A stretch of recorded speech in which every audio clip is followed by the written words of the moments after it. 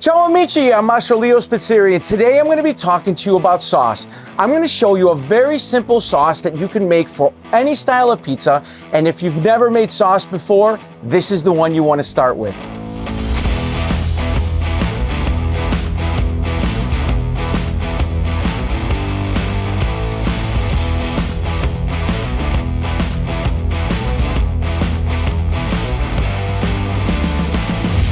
"35 years.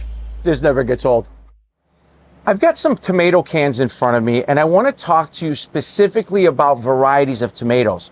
These varieties of tomatoes are going to be very easy for you to source. A whole peel tomato that comes from Italy is referred to as pelati. I've got these ones here in the middle, which come from kind of central Italy from Parma, and then I've got two San Marzanos, which come from southern Italy. Both of these are going to be great, as well as this one. You're going to make a really beautiful sauce. When we talk about pizza sauce, and especially for a Neapolitan pizza, these tomatoes would always be hand crushed.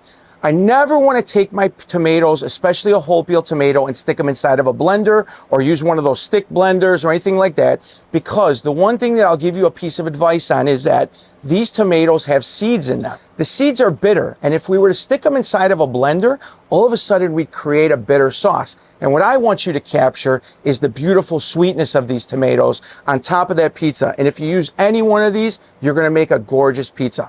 Now, I like using my hands because I want to be part of my food. I want to be part of the experience. I want to feel the textures. If you want to use gloves, go ahead. But for me, I'm cooking at home. I'm cooking for my family, and nobody's offended. And not for nothing, I'm going to be making a pizza with my hands. I won't have gloves on. If you haven't already checked it out, go back and look at the Neapolitan dough recipe I did. I'm going to be using that dough to make this beautiful Margherita pizza. First thing I'm doing is I'm going to take a little bit of flour, and I'm going to get a little bit flour on top of my dough ball. You'll notice I'm not pulling this dough out with my hands. I'm using this little scraper so that I can take the dough ball out in the same exact shape that it was in the box. This is going to cause us to have all of those beautiful air bubbles that we've created retained inside of my dough. I'm dredging my dough kind of like I would dredge maybe a chicken breast. And the only flour that's going to be on my work surface is what was on this dough. Now, I use a method where it looks like I'm playing the piano. I'm going to put my fingers down into the dough, and I'm going to leave myself about one finger width from the edge. If you see a big bubble on the side, pop it. I'm going to flip the dough over, and I'm going to go in the opposite direction. The reason why I do this is because I want to split the difference, so I'm not going to build up all this air pressure and release the gas. At this point, I'm going to flip it over. I'm going to do the same thing one direction, turn it over, do it again. And now, if you were making a true Neapolitan pizza, we would use something called a slapping technique. With the side of my hand, I'm pushing down on the side of the dough. I'm coming underneath the lip, pulling and turning. And we're going to do this a total of 4 times. And if you do your job right, you can see how beautiful this dough is opening up without a lot of pressure. Now, I'm going to go ahead. I'll show you in real time the way I finish this. It's literally a slap back and forth. And if you want to practice this, get yourself a damp kitchen towel and literally sit at your table and do this slapping method over and over again. And all of a sudden, you've got this beautiful round base. This pizza sauce I literally just made, and the reason why we prefer to use a sauce that's been hand crushed is because that pulp of the tomato, as this is baking at that high temperature in this oven, is gonna let out some of that beautiful tomato juice, and it's gonna give this gorgeous sweet flavor to this. You'll notice that as I'm spreading the sauce on top of this pizza, I'm using this spoon from the heel to the toe. So I'm starting in the middle, and I'm using this as a gauge as I go around. And I can get this really nice uniform tomato sauce spread. From here, now that this is done, I'm gonna go ahead and I'm gonna cut some mozzarella. The first thing that we're gonna do is I'm gonna take this ball of mozzarella just like this, and I'm gonna cut this in half. With this method, this is exactly the way we would do a Neapolitan pizza in Italy. From here, I'm going to use this. You can use a knife if you want. Traditionally, it's done with the scraper from your box. And I'm going to make these probably about 1/4 inch little strips, just like this. And it's not too thick, not too thin. Before we put this on the pizza, I need to finish it the proper way. A margherita pizza would start off with Parmigiano Reggiano on the tomato sauce. The reason why we go on top of the sauce is because there's not a lot of stuff in this tomato sauce. We're seasoning the pizza, we're seasoning the sauce, and it's gonna have that beautiful flavor of the Reggiano. Now, I've got fresh basil. One of my hacks that I can tell you about is put your fresh basil after you've picked the leaves in some cold water and leave it there till you're ready, because this will leave those basil leaves beautiful and green. The other thing I'm going to tell you is that when you're baking inside of this oven, this temperature is going to be really hot. So to give yourself a beautiful green basil, if you're worried about burning the basil, I put it on the sauce and then I cover it with the mozzarella. This is going to protect it.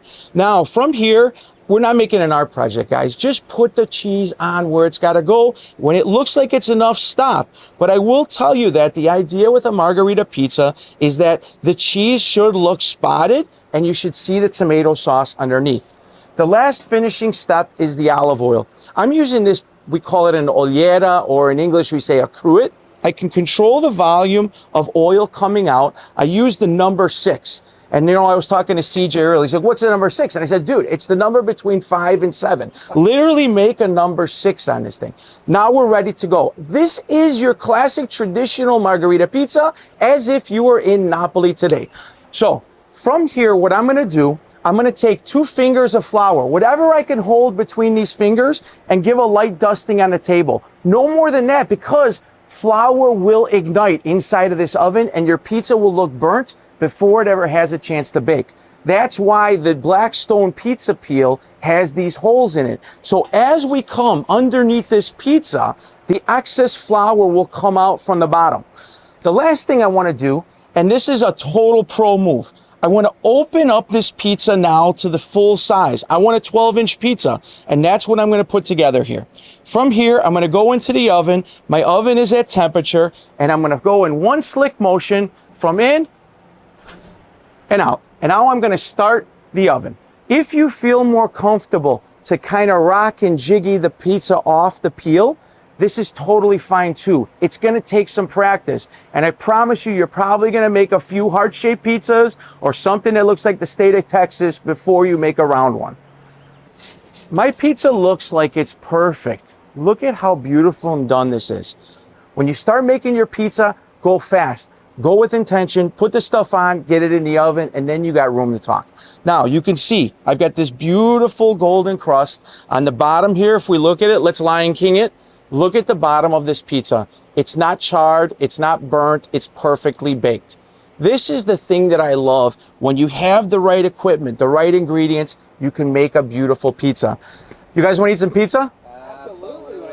I'm going to show you guys one last pro tip though right now. I'm going to take a little bit of sea salt here, and on a margherita especially, the best thing you can do is just put a little pinch of sea salt on top. This is just going to brighten up all those flavors.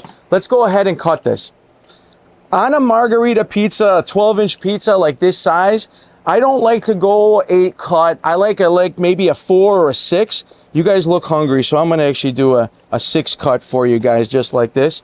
And then let's go ahead. Let's try this thing. You just saw me make the most simple pizza with the best ingredients that I could find in a grocery store.